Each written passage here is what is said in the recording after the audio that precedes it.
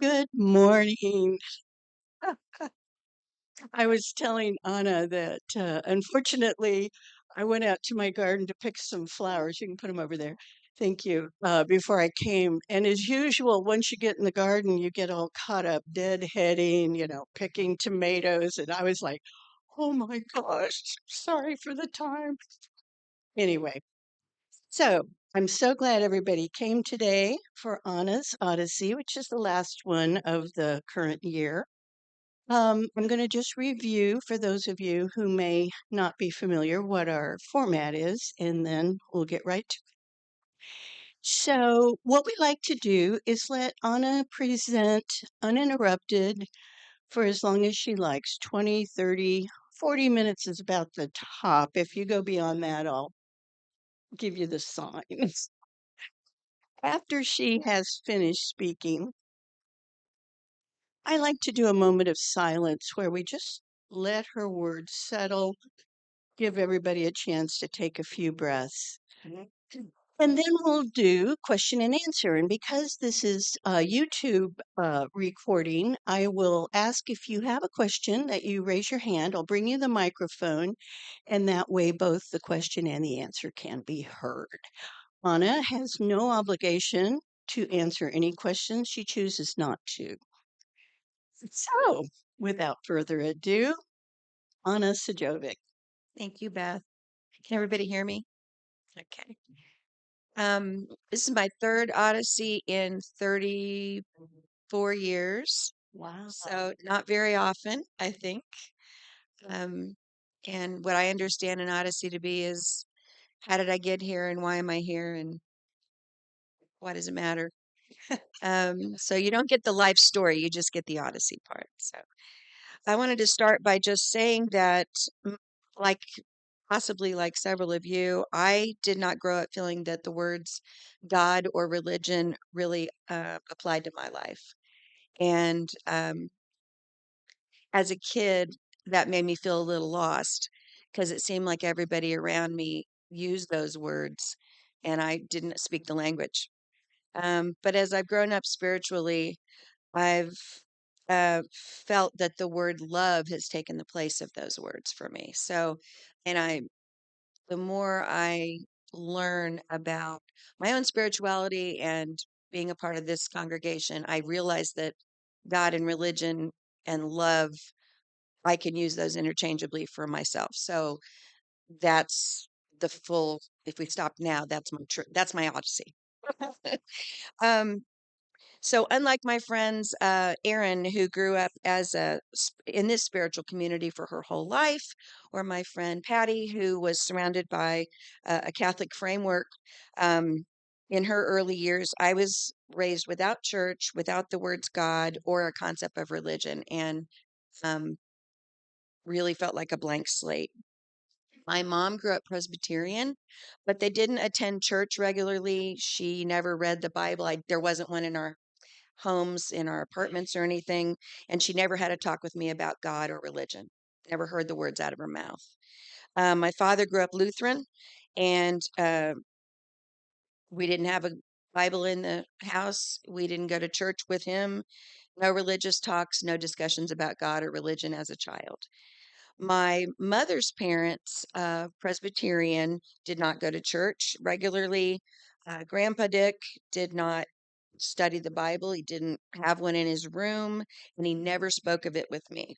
Grandma Helen prayed with me every night before bed on the side of the bed, like you see the little, those little figurines that you buy that kneel, precious moment, little kids like that. That was my grandma Helen. She had a Bible. She slept with it. She had a little bookmark in different sections. One of the bookmarks had my mother and my uncle's photographs on it when they were really tiny, and she would highlight portions of the Bible. Um, and she would talk about, prayer being important. I didn't understand what prayer was, but I did what she wanted to do because it made her happy, and felt I felt like I was doing something important because it was important to her. Um, my my father's parents, Grandpa Bill, he was very active in church. He sang in the choir. He attended services weekly. He was in Bible study groups, and he prayed at dinner with Grandma. So they were outwardly uh, church related, religious in talk at least. Grandma Helen, she taught the classes in Sunday school. Grandma Elaine, Daddy's mom, Grandma Elaine, taught Sunday school classes, and she published the bulletin and the order of service and led the prayer and dinner. And they were both completely active. A large majority of their social group was church related, much like my social group now. Um, but they were Lutheran. And I do remember when I was in La Jolla, California with my mother's parents, the only experience I had with uh, Grandma Helen taking me to church was when I lived with them for about 5 or 6 months. I was about 5, and she just would drop me off at Sunday school. That's what she told me it was. And it was in the lower level of the building, and there were a bunch of kids there and grown-ups telling us what to do, and we sang Jesus Loves You, Yes I Know, and songs like that. And I didn't understand any of it. And I couldn't wait for grandma to get back because I didn't know anybody and it felt really uncomfortable and I didn't like it. And I told her I didn't want to go back. So we didn't. Um, when I was at my grandma Elaine and grandpa Bill's house, my father's parents, I didn't go to Sunday school, but I went to service with them on Easter and Christmas and then my entire 8th grade year when I lived with them. And what I remember most about going to the Lutheran church was the sense of um, depressing guilt constantly because I didn't understand most of what the minister was saying during the sermon, but I did learn the repetitive things that we had to repeat, like "Forgive me, oh Lord, for I have sinned," and all this kind of stuff. And I remember turning to my grandmother when I was like 7 and saying, "Why do I have to apologize? I've been really good this week, you know?" And she's like, "Shh, shh, shh, shh," you know. So I really didn't get it. I did not understand why everybody was always so sad for being bad all week and having to come in and talk about it. And I was like not into that at all because I got in trouble enough on my own. I didn't need to go there and apologize for something I didn't think I did, you know. So it was all very confusing to me and unfriendly, really. Mhm, I mean, the mhm. people at the church were friendly. They were always glad to see us. And grandma had all these friends and um, they threw great parties and uh, it was wonderful in that way. But the service was, except for the music, the service was terrible. Um, growing up in San Francisco, I didn't have a lot of religious experiences or exposure, but I do remember we took the bus and hitchhiked everywhere. And so you end up walking by a lot of churches when you live downtown. And the most churches you walk by are Catholic. They're the big ones that were built way back and huge structures. And they have the big bells wong, wong, going off and people going in and out all times a day. And a little friend of mine in 3rd grade invited me to go to service with her. And I told my mom, "Oh, I get to go to church, you know, at that big building down there by the bus stop." And mom's like, "Okay." And went to Catholic service and sat up front with the family. And then we had to go up and kneel down and put our hands together and wait for them to put crackers on our tongue and drink something out of a cup that everybody was drinking out of. And I thought, well, that's odd. And I just remember the crackers tasting crappy, just like, this is not a really good treat. I really don't really like this. And I didn't, and they weren't speaking English and I didn't understand. And again, I was like, I just don't understand this. This is like, why do people go to these places? I don't get it. Um, I'm going to go back a minute. I forgot to tell you when I was about 5, after I left my grandparents in California, La Jolla, I went up and lived with my mom for about 5 or 6 months in sort of a communal warehouse thing and slipped out one day on my own and ran down the street and was looking through the window of this big giant building. At that point, I didn't understand it was a church, but later I realized it was a church. And I saw all these little kids in the basement and these ladies in all black with interesting hats on their heads. And but all the kids looked happy, and they were all eating these things made out of Rice Krispies in little squares. And I thought, oh wow, I want to go in there. And they saw me crouching down by the window, so one of the uh, black outfit ladies came out the door and said, "Come on in." And I mean, I'm here as a 5-year-old standing on the street, so she pulls me in and she gives me a Rice Krispie treat. It turns out it's my first Rice Krispie treat, and I started making stuff with the materials, whatever they were doing.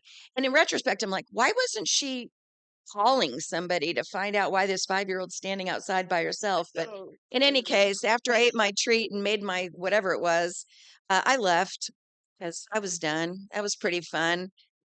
And I went back to my little warehouse commune and snuck back up, and nobody knew I was gone, and it worked out fine. But I remember thinking, well, that was kind of cool, like if that's a place I could go regularly, I'd really like to do that. That's a nice place where grown-ups are in charge, and it's lit and people get fed. It's wonderful. So I'd say that was the most positive thing that happened to me at church when I was a kid. Um, so then when I moved to Kansas City when I was 10 to live with my father, my friend Elizabeth, who was Jewish, invited me over for a Seder. I think I was 11 at that point, and I remember it being wonderful. It was full of ritual and smiling and singing and love. I didn't like the food, it didn't matter, but the whole thing was just like, oh, what a cool thing to do. It wasn't like Christmas, but it was sort of like Christmas because the whole family was together and everybody was really glad to be with each other. And I thought, oh, this is pretty cool. If this is what Judaism is, I don't know. Um, so she was my first Jewish friend. I realized that there were Jewish friends and there were not Jewish friends, and I still didn't know what a Christian was, but I knew it wasn't what Elizabeth was. So I was starting to sort it out at 11. Very, very confusing to me. Um, until I was 16, that's all I knew. A little bit of the Jewish thing, my grandparents' different experiences, and then my mom passed away. I was going on 16, and dad and my brother and I lived here, and uh, dad got a call 2 weeks after my mom passed away from my grandfather who said, "Hey, just want you to know Penny's gone, and we took care of it." And my dad's like, "Excuse me?" And what am I supposed to do? These kids, what am I? No, there's no funeral, there's no nothing. So, and dad didn't go to church or anything, so he didn't know what is he going to do? But we just lived right up here. We always lived right by the Art Institute because dad taught at the university for 40 something years. And he knew of this church, that it was open-minded and probably a safe place to take us without too much pomp and circumstance, I would assume. And so he scheduled with um, the minister, Ray Ray Bragg. Bragg. Yeah, he scheduled with Bragg that he would do a little memorial service for us.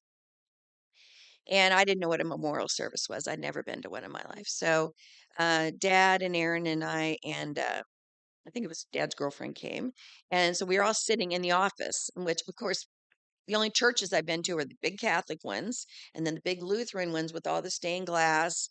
And now we're in an office, and I'm like, well, that's not a church. We're in an office. There's books everywhere and papers everywhere, and there's nobody else, and there's no music. And I thought, well, that's odd. This is whatever, whatever. Plus, I was going on 16, so I had all kinds of problems. So he's talking and reading poetry and stuff, and we're not participating. We're just sitting there, and I'm thinking, this isn't for my mom. She's not like this. You don't know anything about my mom. This sucks. Teenage angst, angry, blah, blah.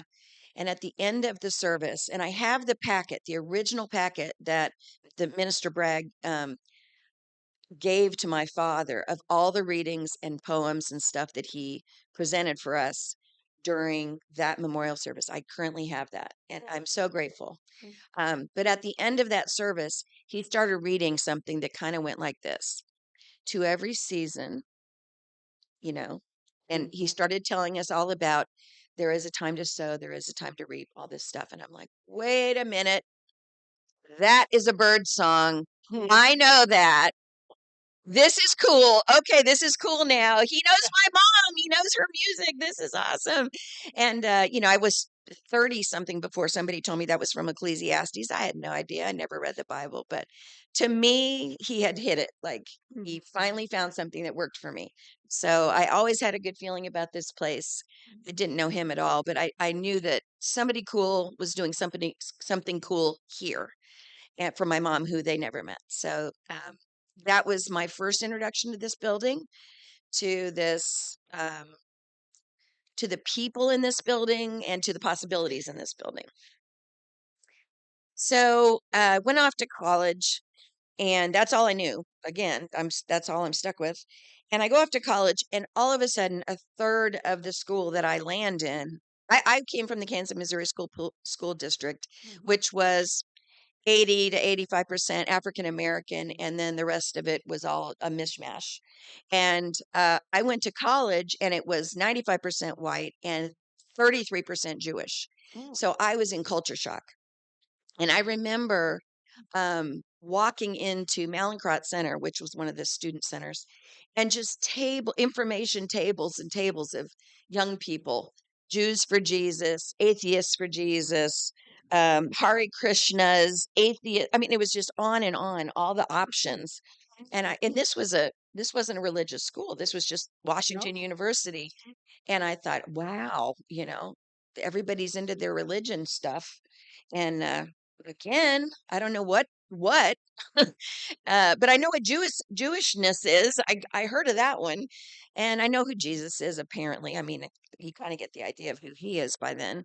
But anyway, it was interesting, and I made a lot of Jewish kid friends at university, and there were Jewish sororities and Jewish fraternities, and the Hillel house where they could go hang out together. And I thought, well, I want a house I can hang out with. I don't have a house with buddies like that's so cool. How come you guys get to be a thing, So I was really kind of envious of the closeness that the Jewish community had at that university. And I thought, the religion can't be terrible. That religion can't be terrible because it's bringing people close together there.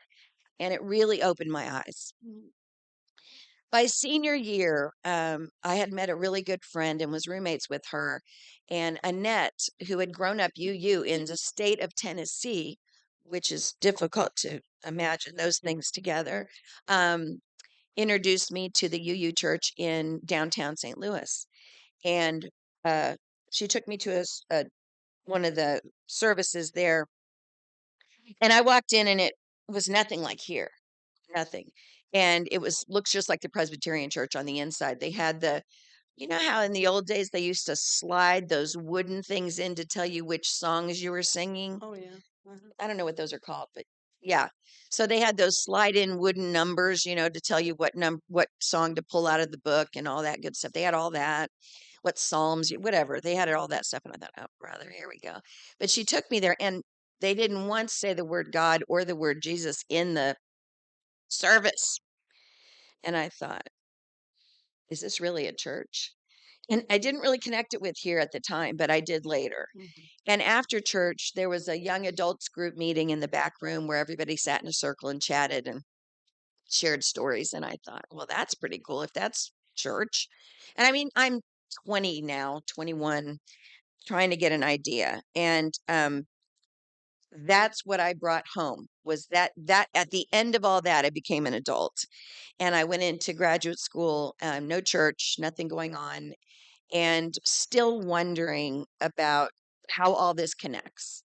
And remembering that the St. Louis church felt safe, like that was okay. Like they didn't threaten me with words or guilt or any of that. I didn't have to eat anything, it was fine. So, anyway, I remembered, I was about 26. I remembered the memorial here. 10 years before, I had been in this building for my mom's memorial. And so I decided to just brave it.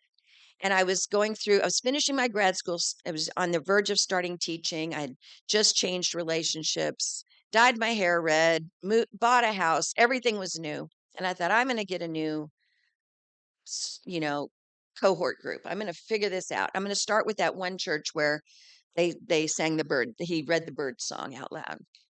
And so I walked up the stairs on Warwick Mhm. and because I was super young and that was fun for me.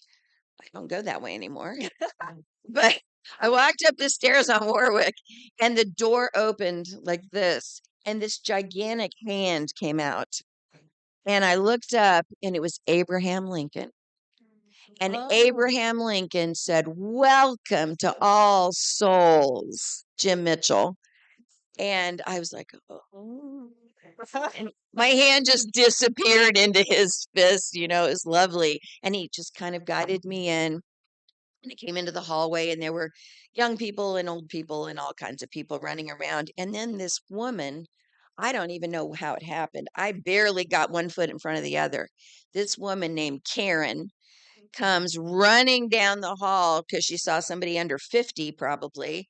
And she's like, "Hello," and scooped me up and said, "Oh, you're coming with me." And oh, welcome. And here's Walt and Aaron and Marcy and everybody. And oh boy. So, and I was fine because I'm more or less an extrovert. So it was fine, but it was a lot. Yeah. I mean, if you're not, that's a lot. Karen's a lot. Mm. Okay. Okay. So so we go in and we sit in front because Karen's a lot, and I was okay because I sit in front all the time. Sure. But I thought, okay. And back then, you stand up and you tell when you're new, and oh yeah, I'm new, and it was great. And Karen's all proud. I got one. I got one, like we all do now when we do it. And so I'll never forget. So this gigantic personality and human came out of the side of the um, sanctuary to the pulpit and plopped a green frog up on top of the um, lectern. Mhm. And I thought, oh, where are we now? It was a stuffed animal. And her billowing voice just boomed into the room and enveloped me. And every word she said made sense. And every word she said welcomed me. And every word she said, "You belong here." And Mhm. her name was Judith Walker Riggs. And the first thing I realized was that I was in a church with a female minister, which in all these little experiences I'd had, that wasn't the deal. It was always, you know, white-haired old men in frocks and stuff, and didn't even contemplate having a woman up there, especially a loud person banging on the lectern, smiling from ear to ear, playing with a frog. It was a lot. It was wonderful. Yeah. And I thought, and I was 26, so it was playful, and it was perfect for me because I wasn't really interested in anything super formal. And and there's Karen right here, and so there was just a lot around me at the time, and it turned out great. And the music was fun, and I looked up at the choir, and Kent Barnhart was our music director, and I thought, you know. I really like this place. I've only been here about 20 minutes, but I really like this. And afterward, she scooped me up again. Karen scooped me up again, and we went back here for Sunday plus lunch. And I got walked around to every table and introduced. Mm. And I met Aaron, who is somewhere back there, Karen's kids, and realized that it wasn't just a bunch of Karens. That we also had some Aarons and some Marcys in the building. And I thought, Mm. I can do this. There's, might be a couple of young people to hang out with. So I was hooked. I didn't have to go home and think about it. I didn't have to get over my shock or my surprise or anything. I was hooked. And within weeks, I was in the choir. I was chairing the young adult group. Wow. I was volunteering for the book fair. I mean, I was just doing it. Yeah. I was doing it while I was in grad school and student teaching and working part time and all that kind of stuff because apparently I really needed it. And that's how I got started here. I was a young person um, who had a little hole, and I was looking. And I remember soon after finding it, I called my brother and I said, "Look, you got to go over here, check this out." And he's like, "Church, church, we don't do church." And I'm like, "I understand, we don't do church, but you got to go check it out." And I said, "Remember that place that we had mom's thing? Kind of. You got to go check it out." And then he jumped in, and he was part of the young adult group. And I still have friends from way back in 1991 that don't even live in Kansas City anymore that I only met through that young adult group. So it's been a lifelong, wonderful 34 years since I started here. It's been excellent. Um, Judith Walker Riggs left, and so did I. I went overseas to teach. Um, and when I got back, John Weston was here. John Weston was the opposite of Judith Walker Riggs. He was a man, and he was, I don't think his backbone bent very much. And he used extremely big words, and he didn't hug. He did not have a frog, Hmm. and he was very smart. That's about all I can say about John Weston. And that's who I had when I came back and ended up getting married the first time. And he did my wedding. And I hadn't been in the building since I left for teaching. So I left for teaching in 93. I hadn't been back till 97 to get married. So I kind of had an interim period there. And I got married by John Weston. And I remember um, standing at the entrance to the sanctuary, uh, waiting for the music to start for my wedding. And the drone started, the bagpipes started. Yeah. And that was Bill Rainey Oh. on the bagpipes, because we had gotten back. I went overseas to Scotland to teach, and so we incorporated the bagpipes. So Bill Rainey was my bagpipe player for the first wedding, and so people go way back. I mean, Hmm. so many people here go way back for me.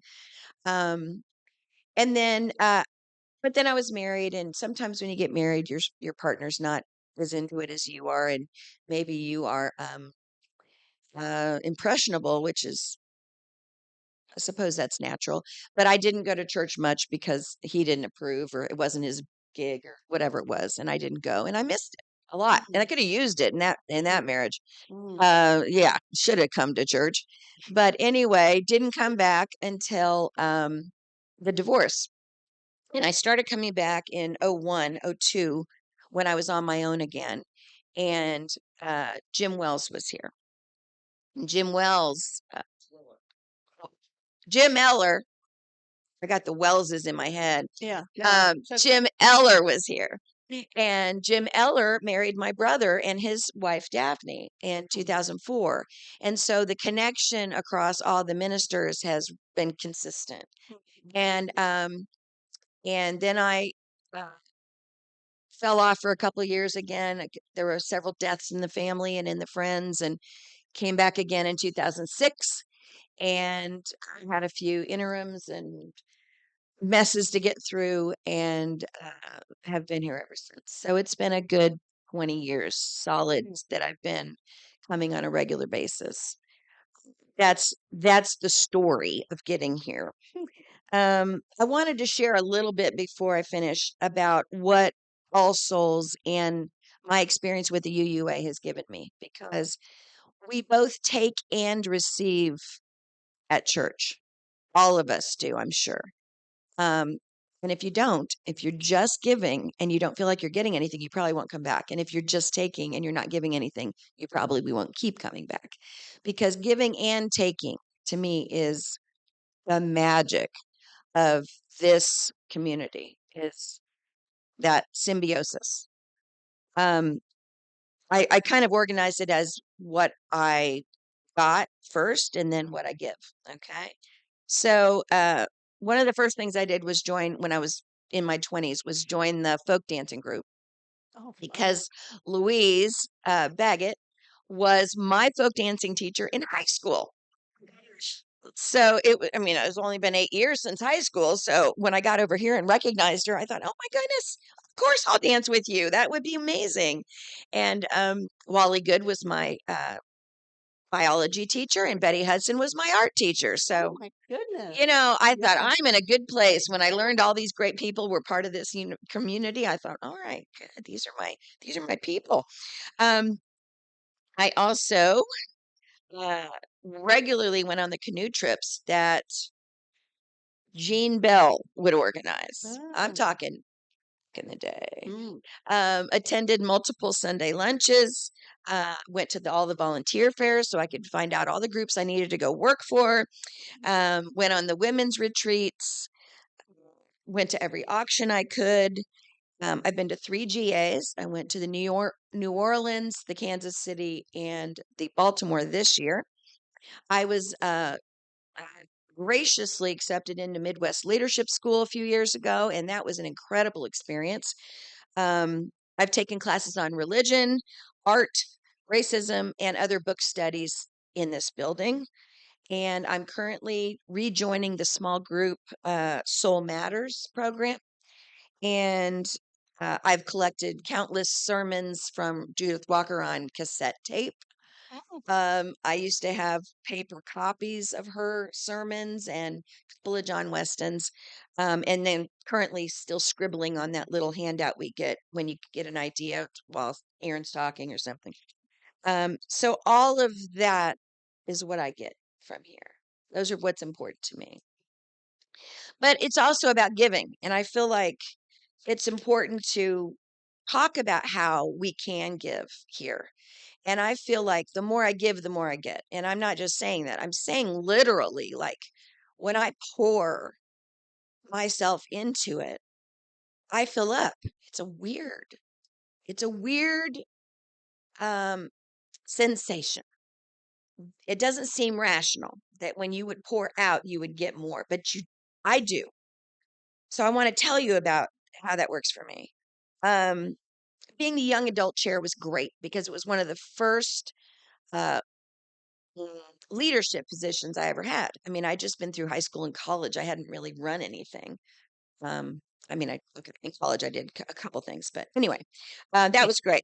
But I was a soprano in the choir when Kent Barnhart was our music director. I helped with clothing drives, Valentine's dances, and recently I've taught craft classes. I've helped with the book sale in the past, volunteering, organizing that. Boy, Mhm. that was a mess. Mhm. Um, I've been a reader during service, but I'm a terrible reader during service. Never ask me because I cry. I Mhm. just choke up. I can't get through it. If it's touching at all, I'm a terrible reader. Don't ask me. Um, I have planned and served several collaborative Sunday Plus lunches with teams. Mhm. I used to volunteer at the Unplaza hot dog stand thingy. That was a blast. Mhm. I've been on the arts committee for many, many years. I used to sit at the front desk as an attendant and help in the office. I was a membership committee member for way too many years, and the greeter program and the mentor program coordinator. I was I've hosted many offering asks, and those are hard to get up and explain why you think everybody should give money. So try it. It's challenging, but it's really important to have different people do it and Mhm. testify why it's important. I was on the nominating committee, which I learned a lot about the church during the nominating committee process, because you're trying to find good leadership to fill important positions to help everybody. And so having to talk discreetly about what it will work and won't work was a challenge. And I learned a lot about people. Mhm. Um, I have been the volunteer fair coordinator before, and I was a co-facilitator for the Beloved Conversations program that we instigated the year that Leandra started. And oddly, Leandra started the week before the Beloved Conversations training happened. And she was the only African American in the training. And half of the questions were about Black experiences. And she was just bawling and she didn't know any of us. Mm. And I just remember it being such a challenge for her. And in retrospect, it was a terrible position for her to be in. And with all my anti-racism training and study and interest, that was a lot. And that beloved conversations was might have been a little too much in my opinion, but anybody who's experienced with that.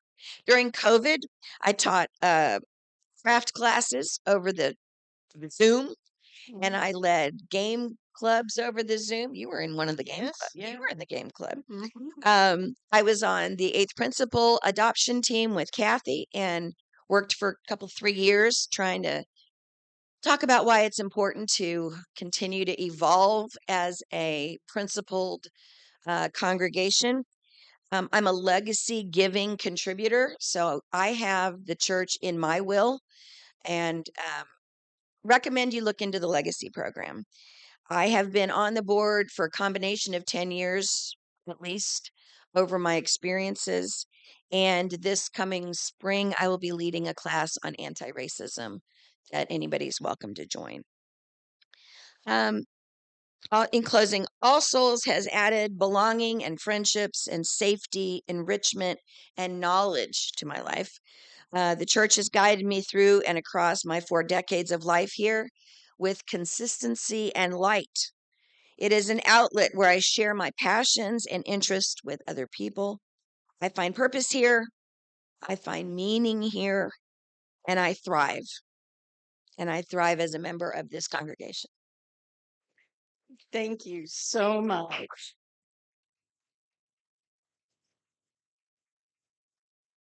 Okay, let's take a minute just to breathe.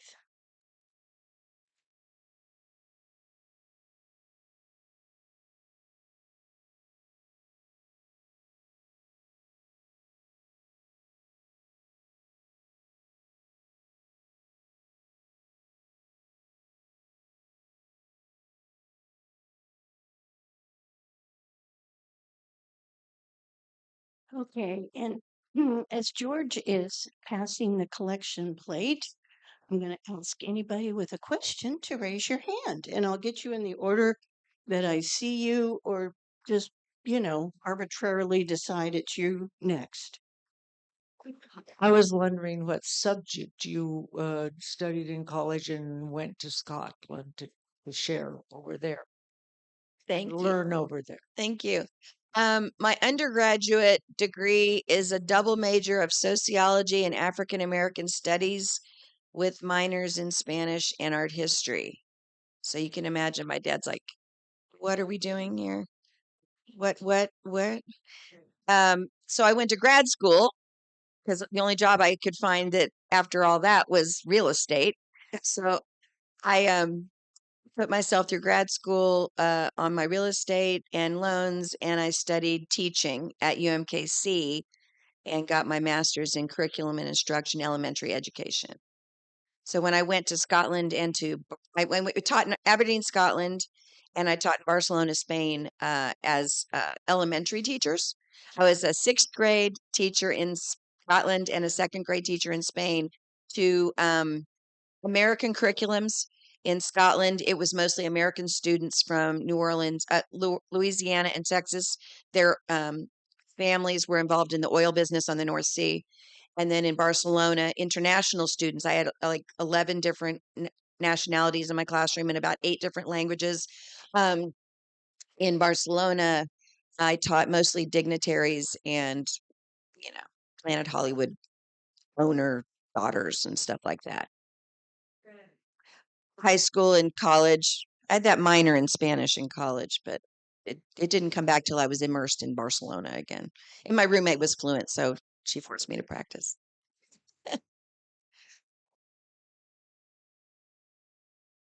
Well, I will take moderator privilege since no one raised their hand and want to thank you. I mean, this may seem to you like your most minor of contributions, but I want to speak to the game online thing during COVID. I tell you what, it was I believe a Tuesday at noon. I could be wrong, but it was like the highlight of my day. I was really, I mean, of my week. actually. It was so much fun. And Anna apparently has a gigantic collection of games, and she was kind enough to figure out which ones would work on an online format, because of course that's what you do, and how to modify it so that it worked. And it's just fun. That was just a lighthearted and wonderful thing. But let me also speak to your more recent contribution that you did not mention, which was chair of the I'm trying to remember, Social Justice Board, I I believe forgot is the. about Jan. Yeah. Yeah, Yeah. yeah. Thank you. Yeah. Yeah. Yeah. So anyway, we're looking for a new chair for that. So I'm actually advertising now. If you have questions, ask Anna. Justice Action Network was trying to be an umbrella over all the social justice efforts at church. And it was bad timing. It was right after COVID, and I don't think our efforts were organized enough. So, Justice Action Network, has been disbanded, but we still need some sort of organized leadership to corral all the social justice efforts going on at church and invigorate it. So that's what Beth is referring to. Um, I understand that some time back you took a trip to the South to civil rights Ye- sites. Could you talk about that? Yeah, I'll tell you. Honestly, Kendall, Reverend Kendall, and Mark, her husband. Um, let's see, what's it called when you they post it on Facebook every day. There's a word for that when you document their trip. They took a civil rights trip through the South years ago and documented each stop and took pictures in front of Emmett Till's memorial plaque and stuff like that. And I thought, oh my gosh, that's bucket list. I got to do it. I got to go. I didn't do what they did. I didn't do their trip. I made my own trip. I didn't want to do all the little plaques along the road. I wanted to hit the real big buffets. So I researched the largest and most comprehensive collections, African American History Museum collections in the South, and then plotted out a 2-week trip.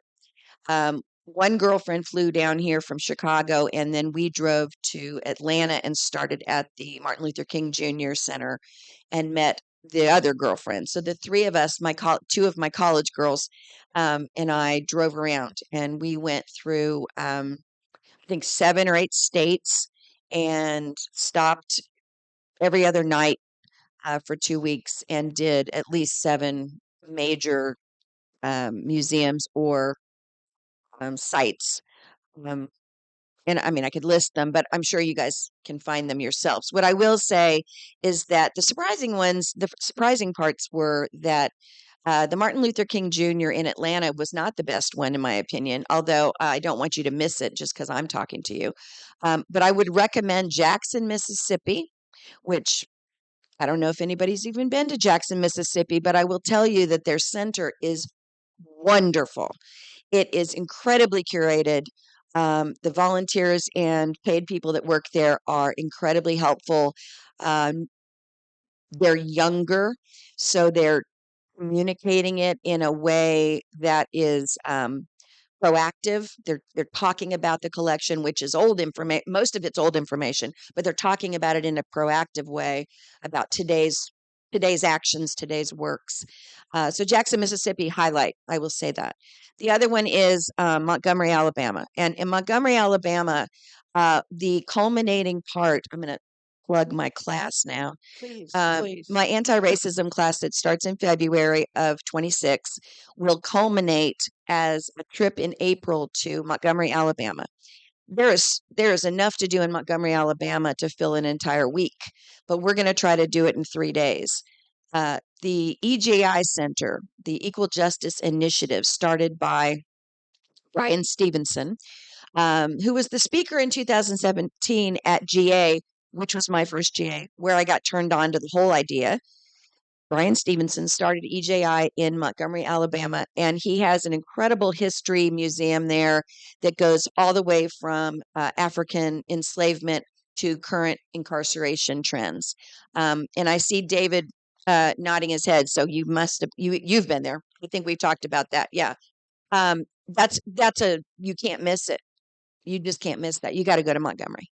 The other thing that his group provided was uh, what they call the lynching museum, which is a very strange way to describe what you experience. It's an outdoor mall, not shopping mall. It's an outdoor park that physically res- physically symbolizes um, the massive lynchings that have happened in this country.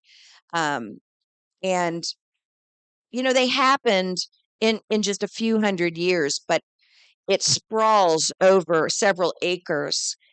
Um, it's an overwhelming, unmissable experience. I highly recommend you go. It also points out per state which states did what. It gives the real names of the victims. Um, it's incredible. Those two things alone are worth it, but you also get good stuff like go to the Rosa Parks Museum. We stumbled onto that because we were trying to kill time before lunch. We're like, well, we all know the Rosa Parks story, whatever. Um, Typical white people. Oh, I know, I know, I know. No, you go in, it's way more than Rosa Parks. It's all about the whole program going on at the time, the whole movement, the background of what was happening, the people behind the scenes. Very worth going there and nicely curated, very well curated. Not huge, easy to do in a couple hours. And the other one you don't want to miss is the headquarters of the Southern Poverty Law Center is in Montgomery, and across the street from the headquarters is their visitor center, and that visitor center is very interactive. You get to um, you get to I don't know what you'd call it when you promise to act. Somebody give me a word. Pledge. Yeah, you get to pledge or you get to commit. You get to commit. You get to really get involved and do some interactive things where your promises and your dreams go up on the wall and you get to plug it all in. And there's wonderful audio visual to interact with at that center. So it's a different kind. It's not like walking through a museum. It's a kind of a different experience. So those four things would be worth it. Also, the last part I will tell you is that Brian Stevenson, his third part is now a sculpture garden that runs along the river in Montgomery. And I have not visited that, but next time we go, we will do the sculpture. You did go? Yeah. Okay. Anna, I'm curious if you'd make a comment here with your all of this experience you're talking about right now, racism, with the experience with what you're talking with racism, but also as a Unitarian and also just as a citizen of the United States, about where we are right now and going with DEI and the resistance. Yeah, I know. I mean, Andy, I'm with you. It's heartbreaking every day, and I have a really hard time balancing my anger and sadness and powerlessness every day. Every friend I have in this room knows that.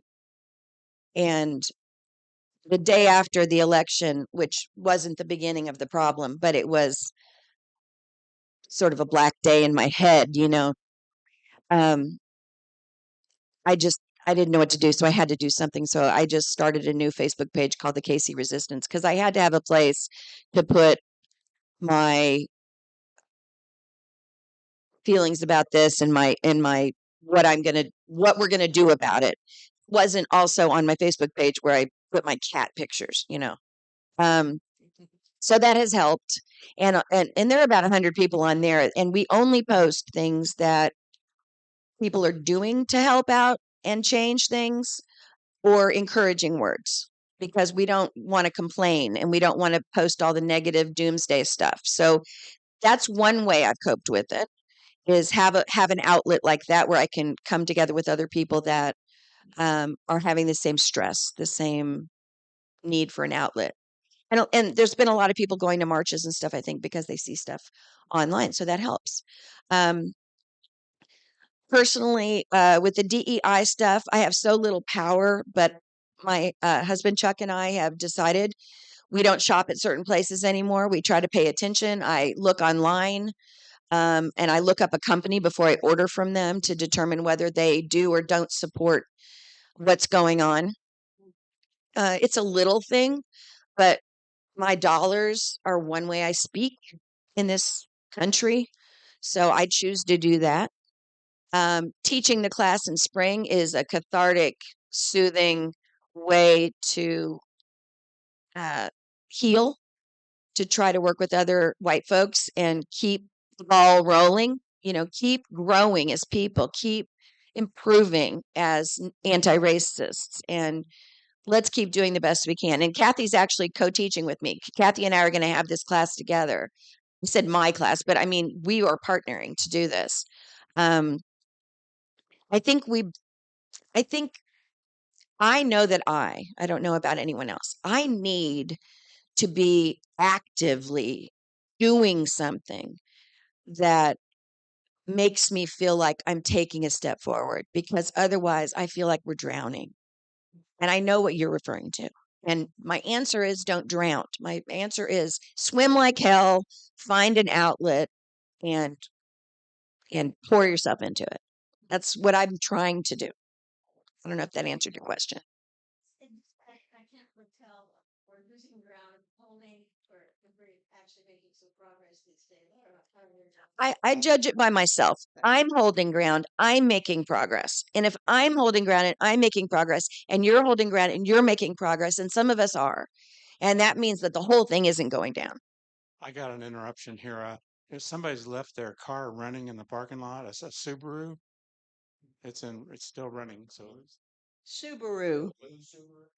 I think it's because let the motor run. Okay. We close up the street up. Oh, okay. It's in the parking lot. All right. Sorry to bother you. No, thank you for. Just a thought. We are very pro uh, anti-racial group. Why do we have so few black people in our congregation? I don't have answers to all these questions. um, my opinion, um, I don't know. I think that. I've got an answer. Okay, I'm going to finish real quick. I'm going to finish real quick. You do it. I think a lot of our approach to worship is white.